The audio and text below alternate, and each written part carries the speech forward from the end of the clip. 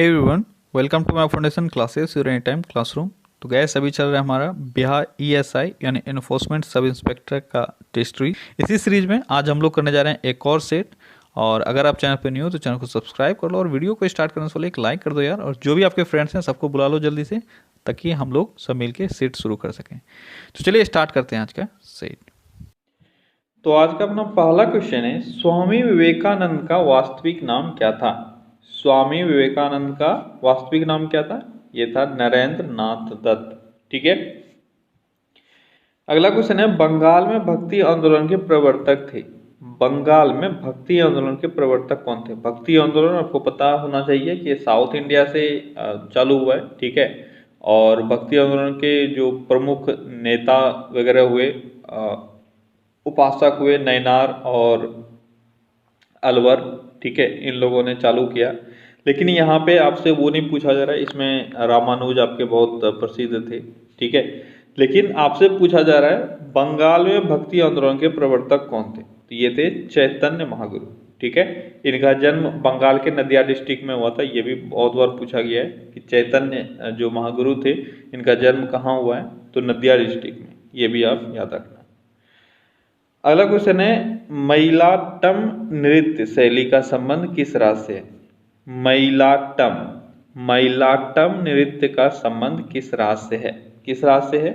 यह हो जाएगा आपका तमिलनाडु। ठीक है, ये जो एक तरह का कला है यह तमिलनाडु और केरल में परफॉर्म किया जाता है। ठीक है, तो यहाँ आपका जो बेस्ट आंसर है वो होगा तमिलनाडु। केरल अगर ऑप्शन में रहता और दोनों रहता यानी ए और बी दोनों, तो वो आंसर होता, नहीं तो आप हमेशा तमिलनाडु ही लोगे सही आंसर। ठीक है।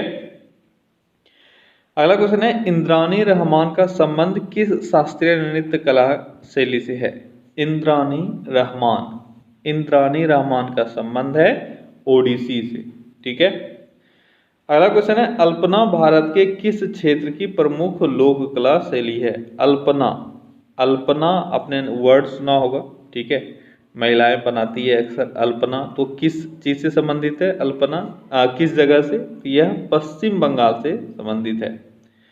अगला क्वेश्चन है, भारत के किस भाग में बम्बू नृत्य प्रसिद्ध है? बम्बू नृत्य मेघालय में प्रसिद्ध है। अगला क्वेश्चन है, नृत्य नाटक सूरदास एवं शंकरिया किस पेशेवर जाति से संबंध रखते हैं? सूरदास और शंकरिया किस पेशेवर जाति से संबंध रखते हैं? किस जाति से संबंध रखते हैं? यह भवई जाति।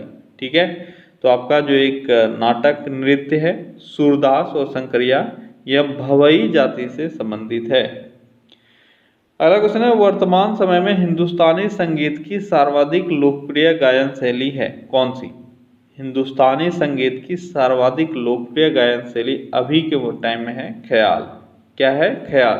तो आपसे बहुत बार पूछा गया है ख्याल क्या चीज है। ठीक है, तो ख्याल एक हिंदुस्तानी संगीत का एक शैली है, गायन शैली। अगला क्वेश्चन है, राग भैरवी कब गाया जाता है? राग भैरवी कब गाया जाता है? कब गाया जाता है? प्रातः काल में इस राग को गाया जाता है। अगला क्वेश्चन है, केंद्र सरकार ने हाल ही में किसे नया वित्त सचिव नियुक्त किया है? वित्त सचिव अभी किसको नियुक्त किया गया है? किसको किया गया है? ये किया गया है अजय भूषण पांडे को। अगला क्वेश्चन है, अल्बर्ट आइंस्टीन कौन सा वाद्य यंत्र बजाने में निपुण थे? अल्बर्ट आइंस्टीन कौन सा वाद्य यंत्र बजाने में निपुण थे? कौन सा वाद्य यंत्र है? वह है वायलिन। ठीक है, अल्बर्ट आइंस्टीन वायलिन बजाते थे। अगला क्वेश्चन है, किस मुगल शासक को चित्रकला का महान पारखी कहा जाता है? आसान सा क्वेश्चन है, बहुत बार आपने पढ़ा है कि जहांगीर को चित्रकला का महान पारखी कहा जाता है। अगला क्वेश्चन है, गुजराती चित्रकला शैली में किस प्रकार के चित्र की प्रधानता रहती है? गुजराती चित्रकला शैली में किस तरह के चित्रों की प्रधानता रहती है? किस तरह के चित्रों की प्रधानता रहती है? तो प्राकृतिक रचनाओं का जो एक टाइप है उस पर उनका चित्र बेस्ड होता है। ठीक है। अगला क्वेश्चन है, जैन धर्म के दूसरा तीर्थंकर कौन थे? यानी दूसरे तीर्थंकर कौन थे जैन धर्म के? देखो, जैन धर्म से आपसे 3 ही 4 क्वेश्चन हमेशा पूछा गया है अगर तीर्थंकर से रिलेटेड पूछा जाता है तो, ठीक है। पहला, दूसरा, 23वां और 24वां, ठीक है। टोटल 24 तीर्थंकर हुए। कई बार तो यही पूछा गया कितने तीर्थंकर हुए, तो 24 तीर्थंकर हुए। इसमें से पहले थे ऋषभदेव, दूसरे थे अजितनाथ, ठीक है, 23वें थे पार्श्वनाथ और 24वें कौन थे, महावीर, जो बहुत ही फेमस है, ठीक है। ये 3-4 क्वेश्चन पूछे जाते हैं यहाँ से। तो आपका सही आंसर क्या हो जाएगा, अजितनाथ। अगला क्वेश्चन है, बौद्ध, जैन एवं ब्राह्मण धर्मों में कौन सी धारणा एक जैसी है। बौद्ध, जैन और ब्राह्मण, इन सभी धर्मों में एक ऐसी धारणा है जो सब में एक जैसी है, वह कौन सी है, वह है कर्मवाद का सिद्धांत, ठीक है। अगला क्वेश्चन है, अद्वैतवाद सिद्धांत के प्रतिपादक कौन है। अद्वैतवाद सिद्धांत के प्रतिपादक कौन है, यह है शंकराचार्य, ठीक है। अगला क्वेश्चन है, लठमार होली खेली जाती है। लठमार होली कहाँ खेली जाती है, कहाँ खेली जाती है, ये खेली जाती है मथुरा में, ठीक है। जहाँ पे जो पुरुष हैं वह बैठे रहते हैं सर पे कुछ प्रोटेक्शन लेके, ठीक है, और फिर महिलाएं जो हैं वह लाठी से उनको मारती है। मजा आता होगा, है ना, महिलाओं को लाठी मारने में। 1 साल में 1 मौका मिलता है, धो डालो सालों को। चलिए बढ़ते हैं आगे। अगला क्वेश्चन है, इनमें से कौन सा शहर हाल ही में उत्तराखंड की ग्रीष्मकालीन राजधानी बनी है। उत्तराखंड की ग्रीष्मकालीन राजधानी किसको बनाया गया है, किसको बनाया गया है, यह है गैरसैंण को। किसको बनाया गया है, गैरसैंण को उत्तराखंड की ग्रीष्मकालीन राजधानी बनाई गई है अभी हाल ही में। अगला क्वेश्चन है, चित्रगुप्त स्वामी मंदिर, जिसे चित्रगुप्त का एकमात्र मंदिर माना जाता है, स्थित है। चित्रगुप्त स्वामी मंदिर कहाँ स्थित है, तो ये स्थित है उज्जैन में, ठीक है। और इसको चित्रगुप्त का एकमात्र मंदिर माना जाता है, ठीक है। चित्रगुप्त कौन थे, किसी को आइडिया है चित्रगुप्त, तो वो चित्रगुप्त वो मुनीम जी थे जो आप जानते हो जो जीवन का लेखा जोखा रखने वाले होते थे, ठीक है। और यमराज के पास हुआ रहते थे, जितना भी आप कर्म करते हो, जैसा जो आपका कर्म है वो सब जो बही खाता है वो यही मेंटेन करते थे, ठीक है। तो इनका मंदिर एकमात्र मंदिर है उज्जैन में और इसका नाम है चित्रगुप्त स्वामी मंदिर। अगला क्वेश्चन है, वह त्रिमूर्ति जिसमें ब्रह्मा, विष्णु और महेश तीनों की मुखाकृति उत्कीर्ण है, कहाँ स्थित है। एक मूर्ति जिसमें ब्रह्मा, विष्णु, महेश तीनों की मुख की आकृति उत्तीर्ण है, यह कहाँ स्थित है, कहाँ स्थित है यह, तो जल्दी बताओ कहाँ स्थित है। यह स्थित है एलिफेंटा की गुफाओं में, ठीक है। अगला क्वेश्चन है, विख्यात पर्यटन स्थल गुलमर्ग एवं सोनमर्ग भारत के किस क्षेत्र में स्थित है। गुलमर्ग और सोनमर्ग कहाँ स्थित है, कहाँ स्थित है, ये स्थित है कश्मीर में, ठीक है। गुलमर्ग और सोनमर्ग ये कश्मीर में स्थित जगह है। अगला क्वेश्चन है, पृथ्वी के भ्रमण की गति है। पृथ्वी के भ्रमण की गति यानी ऑर्बिटल स्पीड, ठीक है। सूर्य के चारों तरफ जो पृथ्वी घूम रही है, ठीक है, इसका ऑर्बिटल स्पीड कितना है, तो ये है ऑलमोस्ट 29.78 किलोमीटर पर सेकेंड। कितना है, 29.78 किलोमीटर पर सेकेंड। कहीं कहीं इसको 30 किलोमीटर पर सेकेंड भी लिखा जाता है, ठीक है। अगला क्वेश्चन है, जड़त्व आघूर्ण व कोणीय त्वरण का गुणनफल होता है। जड़त्व आघूर्ण यानी मोमेंट ऑफ इनर्शिया और कोणीय त्वरण यानी एंगुलर एक्सेलरेशन, इस दोनों को अगर मल्टीप्लाई करोगे तो आपको क्या मिलेगा, क्या मिलेगा आपको मिलेगा टॉर्क, ठीक है। टॉर्क का ऐसे आपको डेफिनेशन पता होना चाहिए, फॉर्मूला पता होना चाहिए, समझ में आना चाहिए टॉर्क क्या होता है। बस एक चीज़ ध्यान में रखना, अगर कोई एक फिक्स पोजीशन है, इसके चारों तरफ कोई रिवॉल्व कर रहा है, तो इसमें जो फोर्स क्रिएट होगा उसी को हम लोग टॉर्क बोलते हैं, ठीक है। इसका बेस्ट एग्जांपल देखना है तो आप देखो, एक तो बच्चे का वो चारों तरफ घूमने वाला झूला होता है, ठीक है। बच्चे यहाँ पे खड़े होते हैं, उसके बाद रोटेट करते रहते हैं। फिर आपका जो घर का हिंजेस होता है डोर का, ठीक है, वो भी क्या करता है, चारों तरफ घुमाता है, ठीक है। यहाँ इस जगह पर टॉर्क क्रिएट होता है, क्लियर है। टॉर्क का यूनिट भी आपसे पूछा जाता है, यूनिट क्या होता है टॉर्क का, अगर किसी को यूनिट पता है जल्दी बताओ क्या होता है। टॉर्क का यूनिट होता है न्यूटन मीटर, ठीक है। क्या होता है, न्यूटन मीटर। क्लियर है। टॉर्क से आपसे जो इसका नॉर्मल फॉर्मूला होता है वो भी आपसे पूछा जा सकता है। ठीक है, क्या होता है? टॉर्क का फॉर्मूला होता है आर एफ साइन थीटा। ठीक है, आर एफ साइन थीटा। यहाँ पे आर क्या हो गया, मैंने अभी बताया कि एक इसमें सेंट्रल पॉइंट होगा, एक डंडा होगा, उसके चारों तरफ ये घूमता है। ठीक है, यानी ये सर्कुलर मोशन यहाँ पे हो रहा है, तो इसका जो ये रेडियस है, ठीक है, ये हो गया आपका आर, जितने फोर्स से घूम रहा है वो हो गया एफ और साइन थीटा। ठीक है, ये होता है इसका फॉर्मूला। और यूनिट क्या होता है? यूनिट अभी मैंने बताया न्यूटन मीटर। ठीक है, तो ये सारी चीज़ें हैं जिसको आपको याद रखना है। अगला क्वेश्चन है परम दाब है। परम दाब कितना होता है? कितना होता है परम दाब? तो परम दाब होता है गेज दाब प्लस एक बार। ठीक है, कल मैंने दाब का यूनिट बताया था 2-3, क्या क्या होता है? पास्कल होता है। ठीक है, उसके बाद टॉर होता है। ठीक है, और मैंने क्या बताया था? बार होता है। ठीक है, और क्या होता है? देखो यहाँ पे एक गेज दाब प्लस एक बार, ये हो गया आपका परम दाब। ठीक है, और मैंने क्या बताया था? mmHg। ठीक है, तो ये सारे चीज़ें हैं, ये सारे यूनिट्स हैं जो दाब से आपसे पूछा जाता है।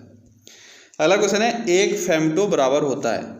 एक फेमटो बराबर कितना होता है? एक फेमटो बराबर 10⁻⁻15 मीटर होता है। कितना होता है? 10⁻⁻15 मीटर। अगला क्वेश्चन है प्लैंक नियतांक या प्लैंक कांस्टेंट h की विमा समान है किसके? प्लैंक कांस्टेंट का जो डायमेंशन होता है वह किसके डायमेंशन के समान है? किसके डायमेंशन के समान है? वह है कोणीय संवेग के समान। ठीक है, और वो डायमेंशन होता कितना है? तो कोणीय संवेग यानी एंगुलर मोमेंटम और प्लैंक कांस्टेंट, इस दोनों का डायमेंशन होता है mL2T-1। क्या होता है? mL2T-1। अगला क्वेश्चन है जन औषधि दिवस हर वर्ष मनाया जाता है। जन औषधि दिवस हर वर्ष कब मनाया जाता है? कब मनाया जाता है जन औषधि दिवस? तो ये मनाया जाता है 7 मार्च को। ठीक है, हर वर्ष 7 मार्च को जन औषधि दिवस मनाया जाता है। अगला क्वेश्चन है पारा कांच को नहीं भिगोता, क्या कारण है? पारा जो है वह कांच को नहीं भिगो पाता है, इसलिए थर्मोमीटर में पारा यूज़ किया जाता है ताकि बहुत अच्छे से ये रीडिंग दे सकता है। ठीक है, क्या कारण है इसका? ये कारण है इसका स्वसंजन। ठीक है, देखो दो तरह के फोर्सेस होते हैं जो भी मॉलिक्यूल्स हैं, या तो एडहेसिव फोर्स होगा या कोहेसिव फोर्स होगा। ठीक है, कोहेसिव फोर्स क्या होता है कि जो भी आपका पार्टिकल जो लोगे उसके आपस में जो मॉलिक्यूल्स हैं वह जिस फोर्स के साथ अटैच होते हैं उसको बोलते हैं हम लोग कोहेसिव फोर्स। और एक चीज का मॉलिक्यूल यानी किसी भी चीज का पार्टिकल दूसरे चीज के पार्टिकल के साथ जो चिपकता है उसको हम लोग एडहेसिव फोर्स बोलते हैं। ठीक है, जैसे मान लो आप गम लगाकर टिकट चिपका लेते हो या कुछ करते हो, तो ये किस फोर्स के कारण होता है? ये एडहेसिव फोर्स, यानी इसको बोलते हैं आसंजन बल। ठीक है, और कोई दो लिक्विड आपस में देखते हो कि ये जुड़ जाते हैं, एक दूसरे के साथ अटैच रहते हैं, तो किस चीज से ये अटैच रहते हैं? तो ये है ससंजन बल। ठीक है, अब पारा कांच को इसलिए नहीं भिगो पाता क्योंकि इसका ससंजन बल जो है वह इसके आसंजन बल से अधिक है। ठीक है, एग्जैक्ट आंसर आपका ये होगा। क्यों नहीं भिगोता है? क्योंकि इसका कोहेसिव फोर्स एडहेसिव फोर्स से अधिक है, इसलिए।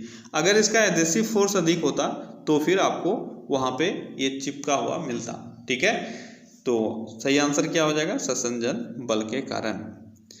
अगला क्वेश्चन है हाल ही में किसे भारतीय क्रिकेट टीम के नए चीफ सेलेक्टर के रूप में चुना गया है? नए चीफ सेलेक्टर के रूप में किसको चुना गया है भारतीय टीम का? कौन है वो? वो है सुनील जोशी, जिसको नए चीफ सेलेक्टर के रूप में चुना गया है। अगला क्वेश्चन है किस तापमान पर जल का घनत्व अधिकतम होता है? जल का घनत्व अधिकतम होता है 4 डिग्री सेल्सियस पर।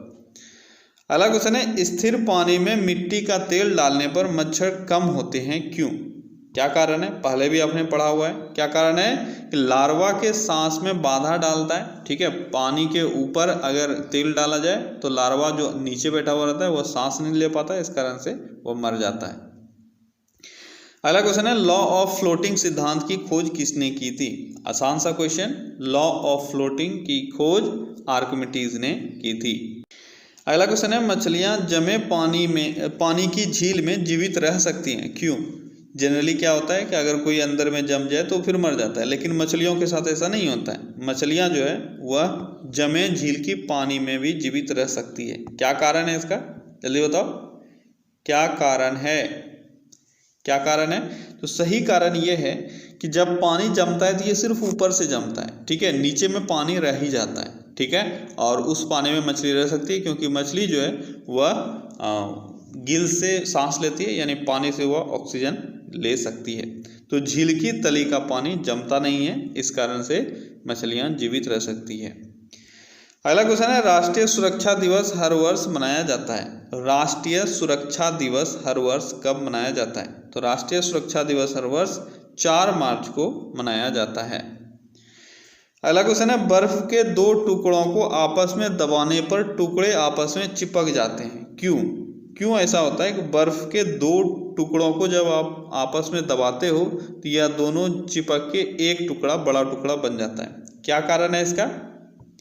तो इसका कारण है दाब अधिक होने से बर्फ का गलनांक घट जाता है। बहुत बार ये पूछा गया है कि अगर बर्फ का दाब अधिक हो जाए 2 टुकड़ों के बीच में तो क्या होगा, इसका गलनांक घट जाएगा, ये भी याद रखना, ठीक है।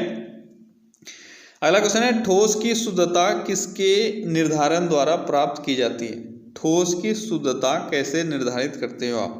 किसी भी ठोस की शुद्धता हम लोग उसके गलनांक बिंदु से निर्धारण करते हैं। अगला क्वेश्चन है, हाल ही में कौन 500 T20 मैच खेलने वाले दुनिया के पहले क्रिकेटर बन गए? 500 T20 मैच खेलने वाले दुनिया के पहले क्रिकेटर कौन बने हैं? ये बने किरोन पोलार्ड, ठीक है, ये वेस्ट इंडीज के प्लेयर हैं किरोन पोलार्ड, और यह 500 T20 मैच खेलने वाले पहले क्रिकेटर बन गए हैं दुनिया के। अगला क्वेश्चन है, थर्मस फ्लास्क में रखा गर्म द्रव्य किस प्रक्रिया से सुरक्षित रहने के कारण गर्म बना रहता है? थर्मस फ्लास्क में आप रखते ही हो इसी कारण से ताकि वो गर्म बना रहे, तो किस प्रक्रिया से वो सुरक्षित रहता है? तो यह चालन, संवहन, विकिरण या उपरोक्त तीनों।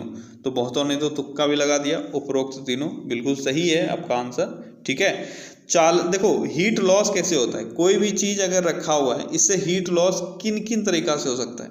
या तो चालन से, मान लो मैं एक कप का बात करता हूँ, ठीक है, ये कप ऑफ टी आपने रखा हुआ है, ठीक है, अब ये टेबल पे जैसे आपने रखा तो कांटेक्ट में ये आया, ठीक है, मेटेलिक मान लो कप है तब तो और आसानी से होगा, इसलिए जनरली जो कप हम लोग बनाते हैं वो चीनी मिट्टी वाला रहता है, ठीक है, ताकि हीट लॉस कम हो। लेकिन अगर मेटेलिक है और टेबल भी मेटेलिक है तो कंडक्शन के द्वारा हीट लॉस होगा, ठीक है। संवहन और विकिरण, संवहन क्या होता है? संवहन है कि बिना आपस के, जैसे मान लो यहाँ का जो एटमॉस्फेयर है, ठीक है, इससे वाष्प निकलता है, भाप निकलते रहता है, उसके कारण गर्मी लॉस होता है, ठीक है। और विकिरण क्या है कि बिना मीडियम को हीट किए इससे जो हीट लॉस होता है उसको हम लोग विकिरण बोलते हैं, ठीक है। तो इन तीनों तरीका से आपका जो चाय है वह ठंडा हो जाता है, लेकिन थर्मस फ्लास्क में इन सभी चीज़ों से प्रोटेक्शन मिल जाता है। अगला क्वेश्चन है, प्रेशर कुकर में भोजन जल्दी पकता है, क्यों? प्रेशर कुकर में भोजन जल्दी पकता है, क्या कारण है इसका? जल्दी बताओ क्या कारण है? इसका कारण है पानी का क्वथनांक बढ़ जाता है, ठीक है, पानी का जो बॉइलिंग पॉइंट है वो बढ़ जाता है, इस कारण से प्रेशर कुकर में खाना जल्दी पक जाता है। अगला क्वेश्चन है, भारतीय रिजर्व बैंक करेंसी नोट जारी करता है। भारतीय रिजर्व बैंक करेंसी नोट जारी करता है किस नियम के अनुसार? किस नियम के अनुसार? तो ये करता है नियत न्यूनतम आरक्षण प्रणाली के अंतर्गत, ठीक है। अगला क्वेश्चन है, भारत में फेरा का स्थान ले लिया है। फेरा का स्थान किसने ले लिया है? तो फेरा का स्थान फेमा ने ले लिया है, ठीक है। किस चीज से संबंधित है फेरा और फेमा? कोई मुझे इसका फुल फॉर्म कमेंट में जल्दी से बताओ। तो फेरा का फुल फॉर्म है फॉरेन एक्सचेंज रेगुलेशन एक्ट, ठीक है, क्या है इसका full form? Foreign exchange regulation act, clear है। और ये एक्ट 1973 में पारित हुआ था, और यहाँ से नाम से ही आपको क्लियर हो गया है, ये फॉरेन एक्सचेंज जो सिक्योरिटीज वगैरह हैं उससे संबंधित है, ठीक है। और अभी ये बन गया है फेमा, ठीक है। तो कब ये फेमा बना? 1999 में, 1999 में फेरा को फेमा बना दिया गया, जिसका फुल फॉर्म है फॉरेन एक्सचेंज मैनेजमेंट एक्ट, ठीक है, बस आर की जगह एम आ गया। तो फेमा 1999, फेरा 1973। ये भी आपको याद रखना है। अगला क्वेश्चन है, किसी अर्थव्यवस्था में मुद्रा के मूल्य और कीमत स्तर बीच संबंध होता है। कैसा संबंध होता है? किसी भी अर्थव्यवस्था में मुद्रा के मूल्य में और कीमत स्तर में कैसा संबंध होता है? ये होता है प्रतिलोम यानी इनवर्स संबंध। ठीक है, अगर मुद्रा का मूल्य बढ़ेगा तो कीमत स्तर घटेगा, अगर मुद्रा के मूल्य कम हो जाएगी तो कीमत बढ़ेगा। ऑब्वियस है, मैंने पहले ही बताया हुआ था। अगर 10 रुपए का वैल्यू 10 रुपए है ओरिजिनल में, अगर इसका वैल्यू 10 रुपए का मतलब हमारे सेंस में ये ज़्यादा होना चाहिए, 10 रुपए बहुत वेटेज होना चाहिए। तो आप 10 रुपए में मान लो एक टॉफ़ी अगर खरीद रहे हो अभी, ठीक है, और कल के डेट में आप टॉफ़ी 10 रुपये छोड़ो 1 रुपये लो, कल के डेट में यानी आज से 5 साल 7 साल पहले हम लोग 1 रुपये में टॉफ़ी खरीद पाते थे। ठीक है, आज इस टॉफ़ी तो वही है, पर इस 1 रुपये के बदले यहाँ आपको आज 10 रुपये या 5 रुपये चुकाने पड़ रहे हैं। इसका मतलब क्या हुआ? पैसों का वैल्यू कम हो गया। ठीक है, तो जब पैसों का वैल्यू कम होगा तो चीज़ों का जो कीमत है वह बढ़ जाएगा, और पैसों का अगर वैल्यू ज़्यादा होता तो कीमत कम हो जाता। ठीक है, अगला क्वेश्चन है, मूल्यह्रास किसके बराबर होता है?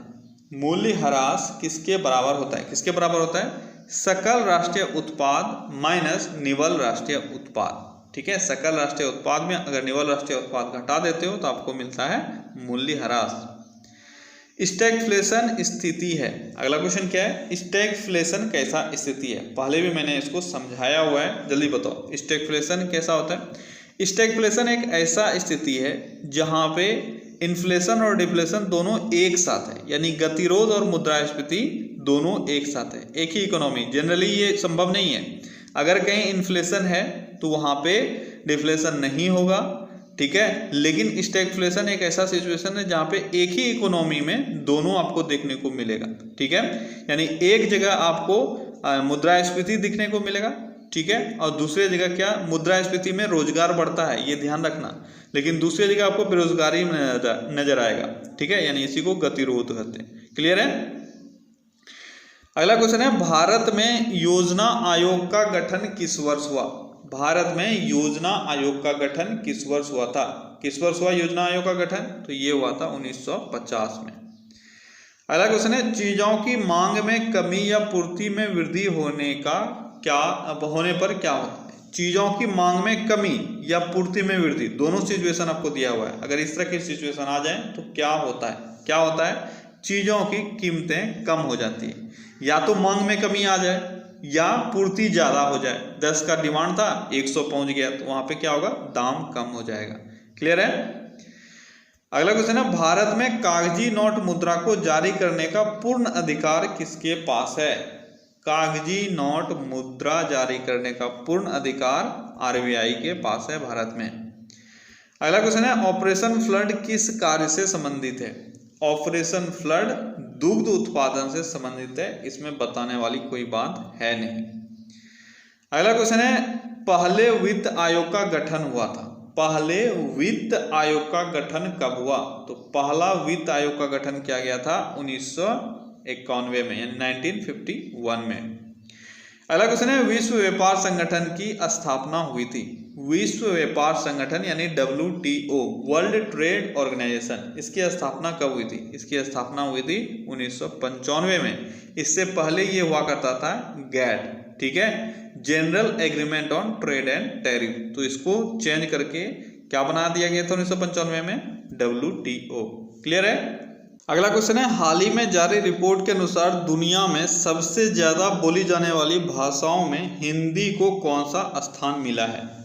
दुनिया में सबसे अधिक बोली जाने वाली भाषाओं में हिंदी को कौन सा स्थान प्राप्त हुआ है? तो हिंदी को तीसरा स्थान प्राप्त हुआ है। ठीक है, सबसे अधिक बोली जाने वाली भाषाओं में हिंदी को कौन सा स्थान प्राप्त हुआ है? तीसरा।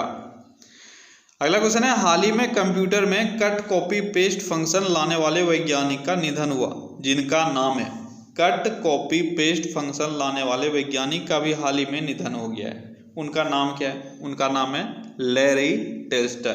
क्या नाम है उनका? लैरी टेल्स्टर। इनका भी हाल ही में निधन हो गया। याद रखना है आपको, cut copy paste function computer का इन्होंने इजाद किया था। अगला क्वेश्चन है, केंद्र सरकार ने हाल ही में किसे मुख्य सूचना आयुक्त यानी CIC नियुक्त किया है? मुख्य सूचना आयुक्त किसको नियुक्त किया है अभी हाल ही में? कौन नियुक्त किया गया है? यह है बिमल जुल्का। ठीक है, इनको मुख्य सूचना आयुक्त नियुक्त किया गया है। अगला क्वेश्चन है, निम्न में से अध्यक्षात्मक यानी राष्ट्रपति वाली सरकार किस प्रकार से बनती है? राष्ट्रपति वाली सरकार जैसे अमेरिका है, इस तरह की सरकार कैसे बनती है? जल्दी बताओ कैसे बनती है? इस तरह की सरकार राष्ट्रपति का लोकमत द्वारा चुनाव, कार्यपालिका तथा विधानमंडल के सदस्यों के बीच कोई दोहराव नहीं, कार्यकाल की निश्चित अवधि, उपर्युक्त सभी। तो इन सभी ये सभी जो दिए हुए हैं, ठीक है, पॉइंट्स, ये सभी फॉलो करते हैं राष्ट्रपति यानी अध्यक्षात्मक वाली सरकार में। अगला क्वेश्चन है, निम्न में से कौन सा शिलालेख चालुक्य सम्राट पुलकेशिन द्वितीय से संबंधित है? चालुक्य सम्राट पुलकेशिन द्वितीय से संबंधित कौन सा शिलालेख है? जल्दी बताओ कौन सा शिलालेख है? वो शिलालेख है ऐहोल शिलालेख। ठीक है, जो चालुक्य नरेश पुलकेशिन द्वितीय से संबंधित है। क्लियर है? अच्छा, अगर ऐहोल का हम लोग बात करेंगे, ठीक है, तो ऐहोल में और आपको क्या मिलता है बताओ? चालुक्य नरेश पुलकेशिन द्वितीय से एक बहुत इंपॉर्टेंट चीज जो मैं बार बार बताता हूँ, आपको पता होना चाहिए कि पुलकेशिन द्वितीय का युद्ध जो है वो बहुत ही फेमस रहा। किसके बीच में? तो नर्मदा नदी के तट पर पुलकेशिन द्वितीय ने हर्ष को पराजित किया था। ये मैंने बहुत बार बताया। ठीक है, किसने किसको? पुलकेशिन द्वितीय ने हर्ष को नर्मदा नदी के तट पर पराजित किया था। और इसका आपको विस्तृत जानकारी जो है वह कहाँ से मिलती है? वह ऐहोल अभिलेख से ही मिलती है। ठीक है, ये बहुत इंपॉर्टेंट है, इसको याद रखना। अगला क्वेश्चन है, निम्न में से किसने मनसबदारी व्यवस्था की सूत्रपात किया था? मनसबदारी व्यवस्था का सूत्रपात किसने किया था? मनसबदारी व्यवस्था, जल्दी बताओ किसने किया था? तो ये किया था अकबर ने। क्लियर है? मनसबदारी व्यवस्था का सूत्रपात किसने किया था? अकबर ने। अगला क्वेश्चन है, सभी प्रकार के उत्पादनों का बुनियादी उद्देश्य क्या है? सभी प्रकार के उत्पादनों का बुनियादी उद्देश्य क्या होता है? एक ही उद्देश्य होता है, क्या होता है? मानवीय जरूरतों को पूरा करना। ठीक है, और उत्पादक का एक उद्देश्य क्या होता है? अगर कोई भी उत्पाद कोई बना रहा है तो उत्पादक का मुख्य उद्देश्य होता है लाभ कमाना, ना कि जरूरत को पूरा करना। ध्यान रखना, उत्पादनों का उद्देश्य होता है मानवीय जरूरतों को पूरा करना, लेकिन उत्पादक का उद्देश्य होता है लाभ कमाना। ठीक है, अगला क्वेश्चन है, मुद्रास्फीति किस कारण से होती है? मुद्रास्फीति किस कारण से होती है? ऑप्शंस देखो, उत्पादन में ह्रास, मुद्रा पूर्ति में वृद्धि तथा उत्पादन में ह्रास, मुद्रा पूर्ति में वृद्धि, उत्पादन में वृद्धि। आपका सही आंसर हो जाएगा मुद्रा पूर्ति में वृद्धि और उत्पादन में ह्रास। देखो, मुद्रास्फीति क्या होता है, मैंने पहले ही बताया हुआ है कि इसमें क्या होता है, पैसों का वैल्यू कम हो जाता है। ठीक है, और मार्केट में पैसे अधिक आ जाते हैं। ठीक है, अब अगर पैसे अधिक हैं और वैल्यू कम है, ऑब्वियस है चीज़ों का जो दाम है वह बढ़ जाएगा। ठीक है, इसी कारण से क्या होता है, प्रोडक्शन कॉस्ट भी बढ़ जाता है। प्रोडक्शन कॉस्ट अगर बढ़ गया तो प्रोडक्शन जो है वह कम होने लगेगा, क्योंकि वहाँ पे लेबर कॉस्ट बढ़ गया, वेजेस बढ़ गया, रॉ मटेरियल का दाम बढ़ गया, सब चीज़ बढ़ गया। तो इस कारण से क्या होता है, प्रोडक्शन कम हो जाता है। लेकिन ये हमेशा सही नहीं है। अगर कोई लिमिटेड इकोनॉमी है, ठीक है, कोई छोटा इकोनॉमी है, कोई डेवलपिंग इकोनॉमी है, उस जगह पर एक लिमिट तक मुद्रास्फीति हेल्पफुल होता है, क्योंकि वो वहाँ का उत्पादन में वृद्धि करता है। ठीक है, क्योंकि मार्केट में ज़्यादा पैसे होंगे तो आदमी क्या करेगा, नया नया बिजनेस स्टार्ट करेगा, प्रोडक्शन मार्केट में अधिक होगा। ठीक है, लेकिन ये एक सीमा तक है, उस सीमा के बाद सब चीज़ बर्बाद होने लगता है। जो अभी चार्म जो दिख रहा है ये खराब होने लगता है। इसलिए मुद्रास्फीति लॉन्ग रन में बिल्कुल कहीं के लिए भी सुटेबल नहीं है, लेकिन शॉर्ट रन में कुछ कुछ अल्प विकसित अर्थव्यवस्था इसको बोलते हैं। ठीक है, उस अर्थव्यवस्था में कुछ हद तक ये ठीक होता है। अगला क्वेश्चन है, पाटना एक प्रकार का मूल विभेद किस स्तर पर? पाटना क्या होता है? पाटना होता है डंपिंग। अच्छा, डंपिंग होता क्या है, ये टर्म समझ लो।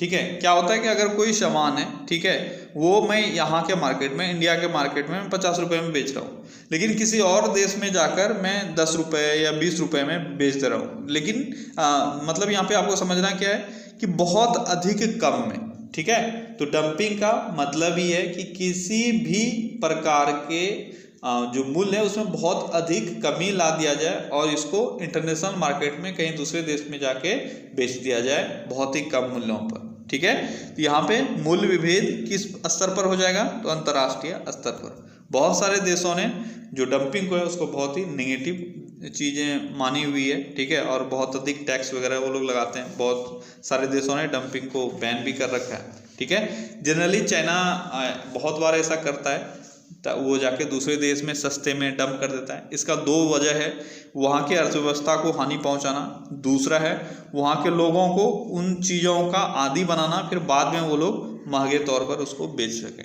ठीक है, अगला क्वेश्चन है, पूर्ण प्रतिस्पर्धा के अंतर्गत किसी फर्म का संतुलन कब निर्धारित होगा। पूर्ण प्रतिस्पर्धा के अंतर्गत किसी फर्म का संतुलन कब निर्धारित होगा, कब होगा, जल्दी बताओ। ये होगा सीमांत आय और सीमांत लागत जब बराबर हो जाए, संतुलन तभी बनेगा। अगला क्वेश्चन है, किसी उद्यमी द्वारा विज्ञापन तथा जनसंपर्क पर किया गया खर्च उसके किस प्रकार के व्यय का हिस्सा है। किस चीज पर खर्च किया है उसने, विज्ञापन पर और जनसंपर्क पर। अगर इस पर उसने खर्च किया है तो यह जो खर्च है यह मध्यवर्ती उपभोग के चीज में आएगा। ठीक है, अगला क्वेश्चन है, भारतीय संविधान की समवर्ती सूची की धारणा किस देश के संविधान से ली गई है। समवर्ती सूची की धारणा किस देश से ली गई है, कहाँ से ली गई है, ये ली गई है ऑस्ट्रेलिया से। कहाँ से, ऑस्ट्रेलिया से। ठीक है, अगला क्वेश्चन है, निम्न रेगिस्तानों के उनके स्थानों के साथ सही ढंग से जोड़ा बनाएं। तो आपको कुछ रेगिस्तान दिया हुआ है, आपको मैच करना है सही कौन सा मैच है। कालाहारी, अटकामा, थार और ग्रेट विक्टोरिया, कहाँ कहाँ है ये रेगिस्तान, जल्दी बताओ, मैच करो और बताओ क्या होगा सही आंसर। तो मैच कर लिया आप लोगों ने, क्या होगा सही आंसर, देखो चलो मैच करके देखते हैं। आपका है कालाहारी, कालाहारी मरुस्थल कहाँ है, यह है अफ्रीका में। ठीक है, अटकामा मरुस्थल कहाँ है, यह है दक्षिण अमेरिका में। थार यह है एशिया में। ठीक है, थार डेजर्ट भारत में ही है। और ग्रेट विक्टोरिया ये है ऑस्ट्रेलिया में। ठीक है, तो आपका जो सही ऑप्शन है वो हो जाएगा ए। क्लियर है। अगला क्वेश्चन क्या है, अगला क्वेश्चन है आपका, न्यूरॉन क्या होता है। न्यूरॉन क्या होता है, जल्दी बताओ, आसान सा क्वेश्चन है। तंत्रिका तंत्र की आधारभूत इकाई है न्यूरॉन। ठीक है, और नेफ्रॉन किडनी का होता है। ये दो टर्म है जो बच्चे कंफ्यूज हो जाते हैं। अगला क्वेश्चन है, सेलुलोसी भित्ति किसके सेलों में पाई जाती है। तो सेलुलोजी भित्ति जो है, सेल वॉल है, वह किसके सेलों में पाया जाता है, या प्लांट सेल में पाई जाती है। अगला क्वेश्चन है, गुर्दे की निस्संदन इकाई कौन सी होती है। गुर्दे की निस्संदन इकाई, अभी मैंने ऊपर बताया था आपको, इसका जो बेसिक यूनिट है वह है नेफ्रॉन। अगला क्वेश्चन है, उच्चतर पौधे के बीज के पोषक ऊतक को क्या कहते हैं। उच्चतर पौधों के बीजों के पोषक तत्व को क्या कहा जाता है, क्या कहा जाता है, ये कहा जाता है एंडोस्पर्म। ठीक है, अगला क्वेश्चन है, ईस्ट महत्वपूर्ण स्रोत है। ईस्ट महत्वपूर्ण स्रोत है किस चीज का, तो ईस्ट विटामिन बी का बहुत अच्छा स्रोत होता है। अगला क्वेश्चन है, निम्न में से कौन से शहरों तथा उनके साथ प्रतिष्ठानों से संबंधित व्यक्तियों के गलत जोड़े बनाए गए। अच्छा, शहर दिया हुआ है और आपको उससे संबंधित व्यक्ति का नाम दिया हुआ है, आपको बताना है कहाँ पे जोड़ा गलत किया हुआ है। पहला है Calcutta Robert Clive, Pondicherry Francis Martin, Ahmedabad Ahmad Shah प्रथम और मद्रास फ्रांसिस डे। बताओ इसमें कौन सा गलत है। तो कौन सा इसमें होगा आपका सही आंसर, जो गलत तरीका से मैच किया हुआ है वो है आपका कलकत्ता रॉबर्ट क्लाइव। ठीक है, सब आप देख रहे हो, सब ये जो तीनों है, पौंडीचेरी फ्रांसिस मार्टिन, अहमदाबाद अहमद शाह प्रथम, मद्रास फ्रांसिस डे, इन सभी का कहीं ना कहीं इस शहर को बसाने में योगदान है। ठीक है, तो कलकत्ता को बसाने का जो योगदान है वह है चारनॉक का। ठीक है, चारनॉक ने कलकत्ता शहर बसाया। ठीक है, तो रॉबर्ट क्लाइव यहाँ पे गलत हो जाएगा। और मद्रास जो है या फ्रांसिस डे, और एक और आदमी था एंड्रयू कोगन। क्या नाम था, एंड्रयू कोगन। ये दो नाम याद रखना, फ्रांसिस डे और एंड्रयू कोगन, इस दोनों ने मिलकर मद्रास शहर को बसाया था। ठीक है, अगला क्वेश्चन क्या है, निम्न में से किस युद्ध से भारत में फ्रांसीसियों के भाग्य का निर्णय हुआ था। फ्रांसीसियों के भाग्य का निर्णय किस युद्ध से हुआ था? किस युद्ध से हुआ था? ये हुआ था वांडीवॉस की लड़ाई, जो 1760 में हुई थी। ठीक है, कौन सी लड़ाई? वांडीवॉस की लड़ाई। अगला क्वेश्चन है, क्रीमियन युद्ध का समापन किस प्रकार हुआ? क्रीमियन युद्ध का समापन किस प्रकार से हुआ था? क्रीमियन युद्ध का समापन हुआ था पेरिस समझौता से। किस समझौते से? पेरिस समझौते से क्रीमियन युद्ध का जो समापन है वो हुआ था। क्रीमिया युद्ध किनके किनके बीच हुआ था? कोई बता सकते हो? देखो, काला सागर के आसपास ये युद्ध हुआ था। ठीक है, ये 1853 में चालू हुआ था और 55 तक ये चला था। 1853 इंपॉर्टेंट है, याद रखना। ठीक है, और इसमें फ्रांस, ब्रिटेन, सार्डिनिया, तुर्की एक तरफ थे और रूस दूसरी तरफ से लड़ रहा था। ठीक है, कौन कौन हुए एक तरफ? फ्रांस, ब्रिटेन, सार्डिनिया, तुर्की एक तरफ और दूसरी तरफ है रूस। ठीक है, और क्रीमिया की लड़ाई का जो हुआ था उसको इतिहास का सबसे मूर्खतापूर्ण युद्ध भी कहा गया है। ये भी याद रखना, अगर पूछा जाए कि पूरे वर्ल्ड के इतिहास का सबसे मूर्खतापूर्ण, सर्वाधिक मूर्खतापूर्ण युद्ध किसको कहा जाता है? तो यह है क्रीमिया का युद्ध। ठीक है, और इसको और निर्णायक युद्ध भी माना जाता है। ठीक है, ये सब चीजें हैं, याद रखना। और समाप्त किससे हुआ? पेरिस के समझौते से। ठीक है, लेडी विद द लैम्प इसी युद्ध से फेमस हुई है, फ्लोरेंस नाइटिंगेल। ठीक है, अगला क्वेश्चन है, भारतीय प्रायद्वीप की सबसे लंबी नदी है। भारतीय प्रायद्वीप की सबसे लंबी नदी कौन सी है? कौन सी है भारतीय प्रायद्वीप की सबसे लंबी नदी? यह है गोदावरी। क्लियर है? अगला क्वेश्चन है, मोरैन कहाँ बनते हैं? मोरैन कहाँ बनते हैं? तो मोरैन हिमानी क्षेत्र में बनते हैं। कहाँ बनते हैं? हिमानी क्षेत्र में। ठीक है, मोरैन क्या है? ये देखो, ग्लेशियर्स का जो मलबा वगैरह होता है, ठीक है, उसी को मोरैन कहा जाता है। तो आपको याद रखना है मोरैन किस क्षेत्र से संबंधित है? हिमानी क्षेत्र से। अगला क्वेश्चन है, हिमालय पर्वत श्रृंखला किसका उदाहरण है? हिमालय पर्वत श्रृंखला वलित पर्वत का यानी फोल्ड माउंटेन का उदाहरण है। ठीक है, कुछ कुछ और पर्वत हैं जैसे हिमालय के साथ साथ और भी आपको पता होना चाहिए, जैसे Alps, Ural, Rockies, Andes, Himalaya, ये सब फोल्ड माउंटेन है और हमेशा एग्जाम में पूछे गए हैं। अगला क्वेश्चन है, निम्न में से कौन सी उष्ण महासागरीय धारा है? उष्ण महासागरीय धारा कौन सी है इन चारों में से? उष्ण यानी गर्म, गर्म महासागरीय धारा कौन सी है? यह आपका गल्फ स्ट्रीम। ठीक है, गल्फ जलधारा जो अटलांटिक महासागर की गर्म जलधारा है। अगला क्वेश्चन है, एक निबल कितने बिटों के बराबर होता है? एक निबल कितने बिटों के बराबर होता है? कितने बिटों के बराबर होता है? 4 बिटों के बराबर। ठीक है, 4 बीट के बराबर एक निबल होता है। अगला क्वेश्चन है, HTML में टैग किसमें परिबद्ध कुंजी शब्दों से बने होते हैं? HTML में टैग जो बनाया जाता है, ठीक है, उसके मतलब शुरुआत में और अंत में क्या होता है जिसके अंदर ये बनाया जाता है टैग? जल्दी बताओ, किसके अंदर बनाया जाता है? तो कोनिया कोष्टक के अंदर। ठीक है, कोनिया कोष्टक के अंदर यानी कोनिया ब्रैकेट, इस दोनों ब्रैकेट के अंदर जो भी कमांड लिखना है वो यहाँ पे लिखोगे तो ये टैग कहलाएगा। ठीक है, अगला क्वेश्चन है, कौन सा मुद्रक एक से अधिक संप्रीतिक एक साथ मुद्रित नहीं कर सकता है? बहुत सारा डिफिकल्ट हिंदी का टर्म होता है। ठीक है, यानी कौन सा प्रिंटर एक से अधिक कैरेक्टर एक साथ नहीं प्रिंट कर सकता है? बस इतना आपसे पूछा जा रहा है यहाँ पे। जल्दी बताओ, यहाँ पे 2 नाम आपको कंफ्यूज कर सकता है, डेजी व्हील और डॉट मैट्रिक्स। दोनों कैरेक्टर प्रिंटर है। ठीक है, लेकिन यहाँ पे जो आपका सही आंसर होगा वो होगा डेजी व्हील। ठीक है, क्योंकि डेजी व्हील डॉट मैट्रिक्स का भी एक स्पेसिफिक प्रिंटर होता है और इसमें एक से अधिक कैरेक्टर एक बार नहीं प्रिंट किया जा सकता है। अगला क्वेश्चन है, एंजाइम क्या होते हैं? एंजाइम क्या होते हैं? एंजाइम क्या होते हैं? तो बेसिकली एंजाइम प्रोटीन्स होते हैं। अगला क्वेश्चन है, क्या है, अयस्क को वायु की अनुपस्थिति में उसके गलन बिंदु से कम ताप पर गर्म करने को क्या कहते हैं? किसी भी अयस्क को अगर वायु की अनुपस्थिति में उसके गलन बिंदु से यानी मेल्टिंग पॉइंट से कम तापमान पर अगर गर्म किया जाए तो उसको क्या कहा जाता है? उसको कहा जाता है निस्तापन। क्या कहा जाता है? निस्तापन। ठीक है, इसको इंग्लिश में बोलते हैं कैल्सिनेशन। क्या बोलते हैं? कैल्सिनेशन। ठीक है, अगला क्वेश्चन है, अंतर्राष्ट्रीय मातृभाषा दिवस हर वर्ष मनाया जाता है। अंतर्राष्ट्रीय मातृभाषा दिवस हर वर्ष कब मनाया जाता है? जल्दी बताओ। अंतर्राष्ट्रीय मातृभाषा दिवस हर वर्ष मनाया जाता है 21 फरवरी को। कब मनाया जाता है? 21 फरवरी को।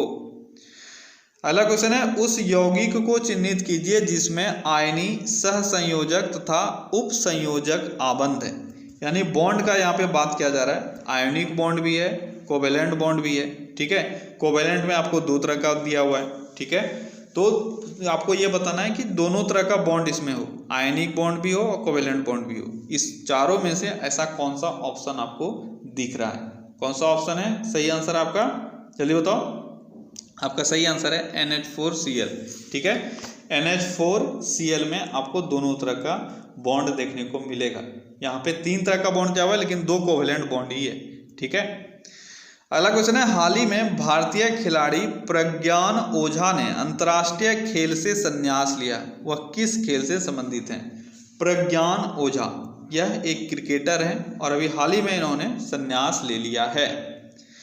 अगला क्वेश्चन है, सूची 1 में दिए गए संक्रामक स्रोतों का सूची 2 में दिए गए दत्त जनित रोग से मिलान कीजिए। यानी 1 में दिया हुआ है आपको संक्रामक स्रोत, दूसरे में दिया हुआ है बीमारी। आपको मैच करना है। चलो मैच करो।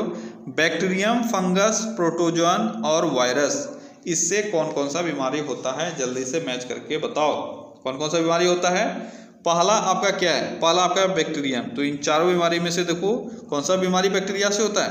आपका तपेदिक जो है वह बैक्टीरिया से हो सकता है। ठीक है, क्लियर है। दूसरा आपका क्या है? दूसरा आपका है फंगस। फंगस से क्या हो सकता है? दाद और खाज जो है यह फंगस से होता है। इसके बाद है आपका प्रोटोजोन, इससे कालाजार हो सकता है। ठीक है, और वायरस, इससे इन्फ्लुएंजा हो सकता है। आपका सही ऑप्शन कौन सा यहाँ पे मिल रहा है? ये आपका ऑप्शन सी। ठीक है, अगला क्वेश्चन है, पदार्थ की तरंगें किस प्रकार की होती है? पदार्थ की तरंगें यानी मैटर्स का जो वेव्स होता है वह डी ब्रोगली वेव्स होता है। अगला क्वेश्चन है, हाल ही में घोंगे की नई प्रजाति खोजी गई है जिसका नाम इनमें से किसके नाम पर रखा गया है? घोंगा का एक नया प्रजाति खोजा गया है। ठीक है, और इसका नाम किसके नाम पर रखा गया है? इसका नाम रखा गया है ग्रेटा थनबर्ग के नाम पर। अगला क्वेश्चन है, गैस तापमापी यानी गैस थर्मोमीटर द्रव्य थर्मोमीटर यानी लिक्विड थर्मोमीटर की तुलना में ज्यादा संवेदी होते हैं। क्या कारण है इसका कि गैस थर्मोमीटर लिक्विड थर्मोमीटर के रिस्पेक्ट में ज्यादा संवेदी होते हैं? क्या कारण है इसका?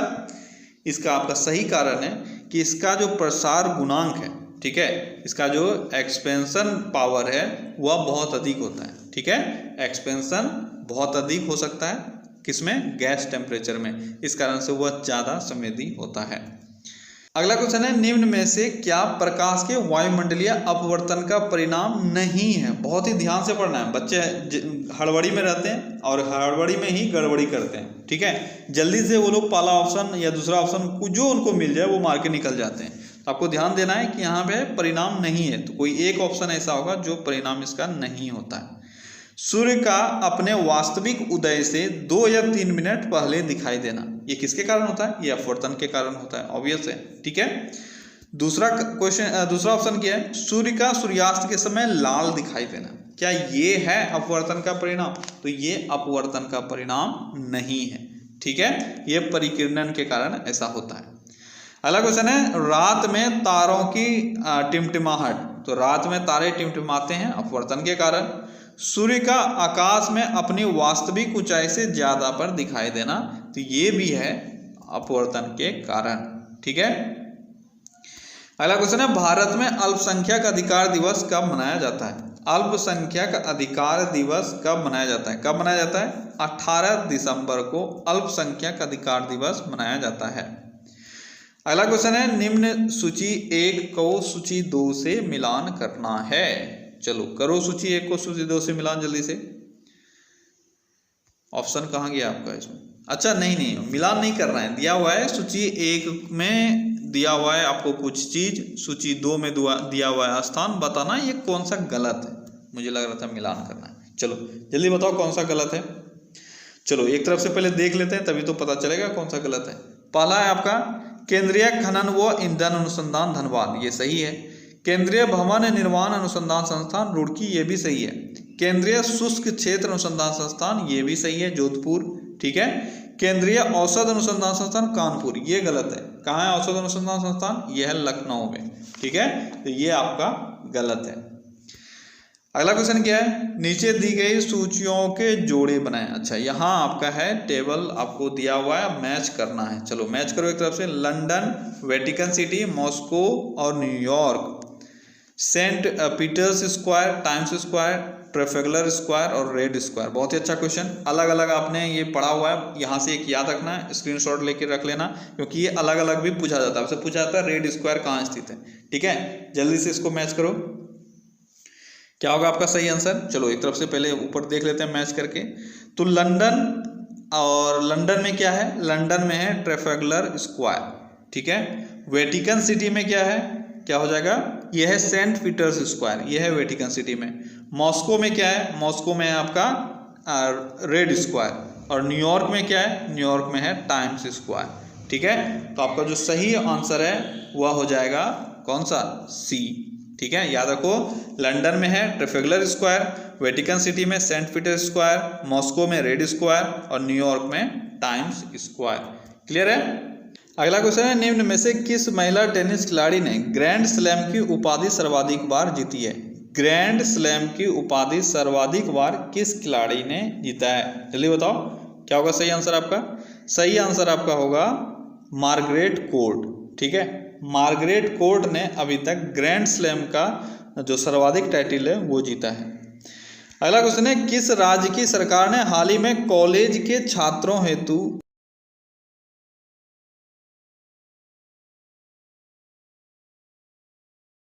अगला क्वेश्चन है, वर्षा जल के संचयन का मुख्य लाभ क्या है? वर्षा जल के संचयन का मुख्य लाभ क्या है? यह है आपका भूमिगत पानी का पुनर्भरण। क्या है? भूमिगत पानी का पुनर्भरण, यह है आपका वर्षा जल के संचयन का मुख्य लाभ। अगला क्वेश्चन है, हाल ही में प्रसिद्ध व्यक्तित्व कैथरीन जॉनसन का निधन हुआ, वह थी? कैथरीन जॉनसन क्या थी? कैथरीन जॉनसन एक गणितज्ञ थी। ठीक है। अगला क्वेश्चन है, मरणोपरांत भारत रत्न की उपाधि पाने वाला पहला व्यक्ति कौन था? मरणोपरांत भारत रत्न से किसको सम्मानित किया गया? किसको किया गया था मरणोपरांत? इन चार ऑप्शन में से बताओ। ये हैं लाल बहादुर शास्त्री, जिनको मरणोपरांत भारत रत्न से सम्मानित किया गया था। अगला क्वेश्चन है, हाल ही में किसे भारत का अगला केंद्रीय सतर्कता आयुक्त नियुक्त किया गया? अगला सतर्कता आयुक्त, केंद्रीय सतर्कता आयुक्त किसको नियुक्त किया गया? किसको किया गया है? ये किया गया संजय कोठारी को। अगला क्वेश्चन है, नगुल्ट्रम किस देश की मुद्रा है? नगुल्ट्रम किस देश की मुद्रा है? नगुल्ट्रम कहाँ की मुद्रा है? नगुल्ट्रम भूटान की मुद्रा है। अगला क्वेश्चन है, हाल ही में जारी रिपोर्ट के अनुसार विश्व के सबसे प्रदूषित देशों की सूची में भारत का कौन सा स्थान है? विश्व के सबसे प्रदूषित शहरों की सूची में भारत को कौन सा स्थान मिला है? तो भारत को 5वां स्थान मिला है। ठीक है, विश्व के सबसे प्रदूषित शहरों के लिस्ट में। अगला क्वेश्चन क्या है? अगला क्वेश्चन है, हाल ही में प्रसिद्ध व्यक्तित्व होस्नी मुबारक का निधन हुआ है, वह किस देश के पूर्व राष्ट्रपति थे? होस्नी मुबारक किस देश के पूर्व राष्ट्रपति थे? तो यह मिस्र के पूर्व राष्ट्रपति थे। ठीक है, तो ओके गाइस, तो ये था आज का टॉप 100 क्वेश्चन। आई होप कि आज का सेट भी पर डे की तरह आपको अच्छा लगा होगा। और आप लोग शायद आजकल जम के शेयर नहीं कर रहे हो यार, जो भी फ्रेंड्स हैं आपके सबको शेयर करो, ताकि ज़्यादा से ज़्यादा लोग हमारे इस फैमिली में जुड़ सके और सबको बेनिफिट हो सके। ठीक है, कोई बात नहीं, फ्री ऑफ कॉस्ट आपको चीज़ें जब मिल रही है तो फिर टेंशन क्यों लेना है, आप शेयर तो कर ही सकते हो। ठीक है, चलो कल फिर से मिलते हैं अगले सेट में। Till then take care, bye bye.